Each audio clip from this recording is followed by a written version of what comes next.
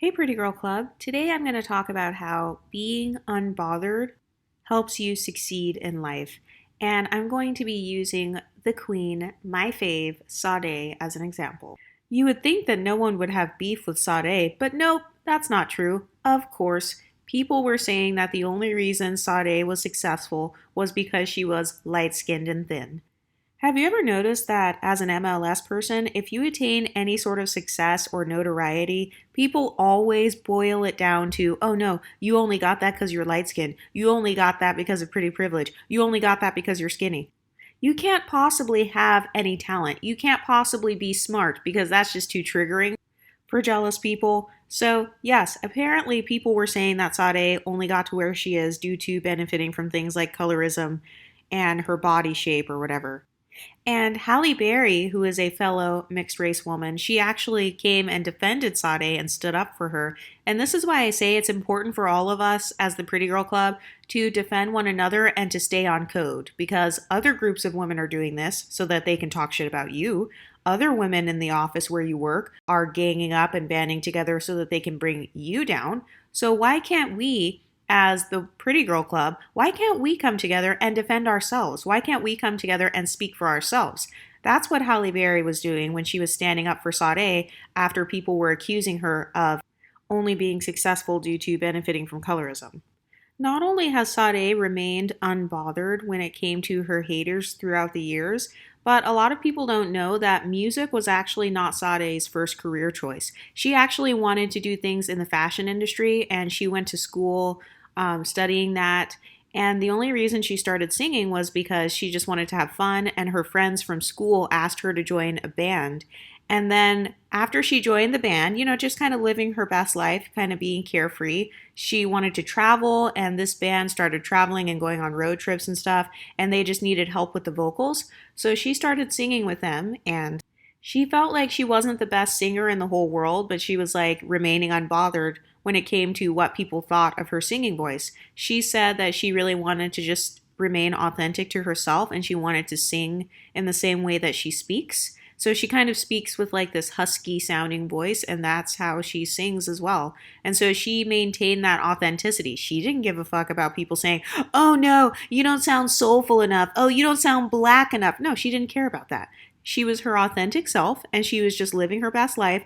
And she discovered that she really liked songwriting. And so she ended up writing that song, Smooth Operator. It's like a really famous song now.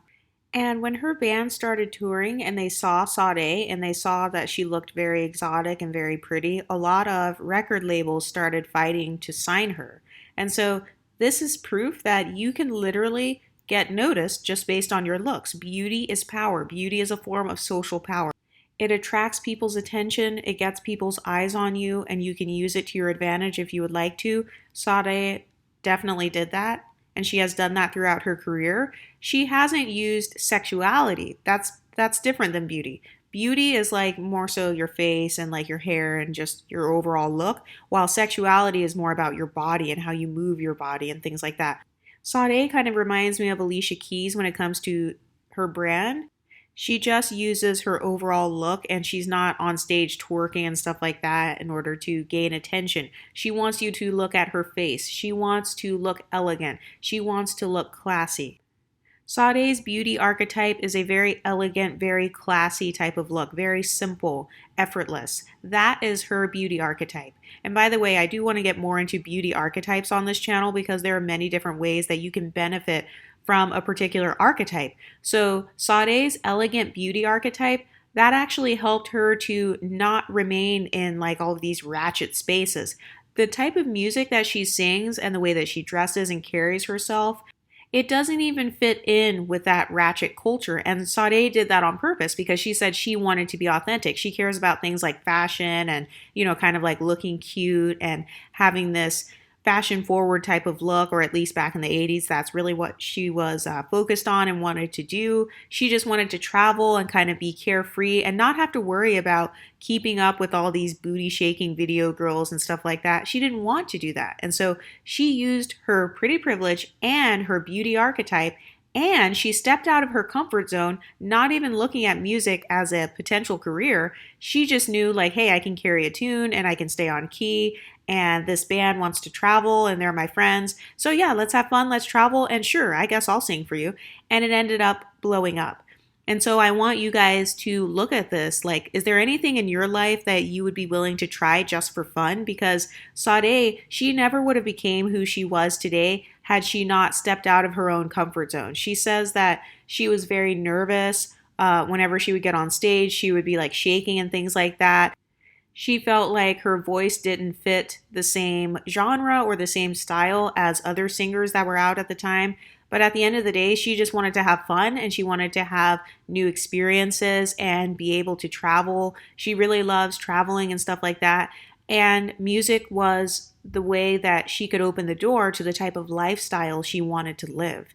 And so I want you guys to really understand this. When it comes to getting your exotical tax, when it comes to leveling up, you have to be willing to pivot. You have to be willing to step out of your comfort zone and try things that may not have been your first choice. Like for me, when I tried doing accounting, that wasn't necessarily my first choice, but I tried it and I was good at it and I was able to do it. So is there anything that you would be willing to try? Is there any horizon that you can expand? Are there any new talents that you would want to go after, whether that's fashion designing, maybe it's singing, maybe it's playing an instrument? There are so many ways that you can open doors for yourself to where your pretty privilege can also benefit you, but you have to open that first door. So with Sade, yes, she could have stayed in the fashion industry. She could have stayed designing clothes, and we might not know who she is if she would have stayed designing clothes.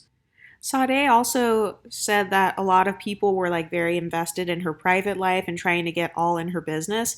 And she rarely gave any interviews. She literally would just mind her business and remain unbothered. She didn't care about going out and being seen and kind of clout chasing.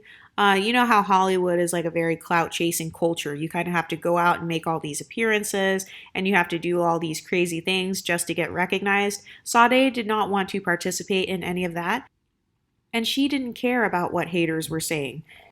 Another person who is really good at remaining unbothered is Beyonce. She really just focuses on her work, she focuses on leveling up, she focuses on her career, and she never responds to negative comments that people leave about her. There are so many rumors swirling about her and Jay-Z and like how she treats her people who work for her and stuff like that. But notice how she never responds. Because a lot of times, if you respond to haters, you are just giving them the fuel to take away your peace. Like, you know, those people who say, like, oh, I'm going to snap on this person. If all it takes is for somebody to say one thing you don't like, for you to snap on them, you are literally giving them power over you. You're giving them the power to control your emotions. You're giving them the power to control your peace and to make you angry and to trigger you at any given point. And so I've noticed that Beyonce is also very good at keeping her composure. She doesn't allow people to make her angry. She doesn't allow people to cause her to come on Instagram and go on these long rants and engage in beef on social media. She doesn't have time for that shit.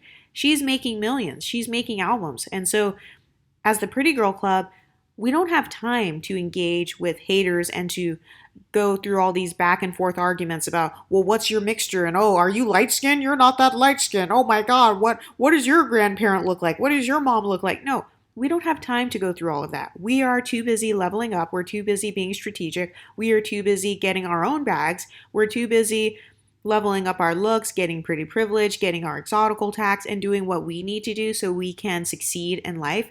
And so that's why I decided to use these two women as examples today. By the way, if you've made it this far in the video, first of all, thanks for watching. And also, I want to talk to you about my Patreon. There are no other Patreons like mine on YouTube in the women's empowerment space. My Patreon is a life-changing community of like-minded women where you will get access to the Discord. You'll become a part of the Pretty Girl Club on Patreon, and you will walk away feeling empowered. You're going to feel more confident with expressing yourself, and we are going to be talking about level up strategies in there. These are things that I don't need the public to know because we are going to become more resilient people. We are learning how to use our creativity and our pretty privilege to generate extra incomes for ourselves. There's a lot of transformation that has been happening with the women in the Patreon. A lot of girls have ended up starting their own channels. They're like thinking of ideas for their own businesses now, and they are gaining their own exotical tax. So if you are looking to burst through inferiority complexes and you want to move to a higher version of yourself without feeling like you are an outcast or without feeling like you're being conceited or anything like that, go ahead and check out my Patreon. I'll keep it linked in the description. But what do you ladies think? Have you ever had to purposely remain unbothered in order to get your bags or in order to level up in life? Have you ever had other women purposely try to trigger you in the workplace, or they've tried to bring you down hoping to have some crap on you so that they can like talk shit and get you in trouble? Have you ever had people who have purposely tried to trigger you? Let me know in the comment section and I'll talk to you next time. Stay pretty, ladies.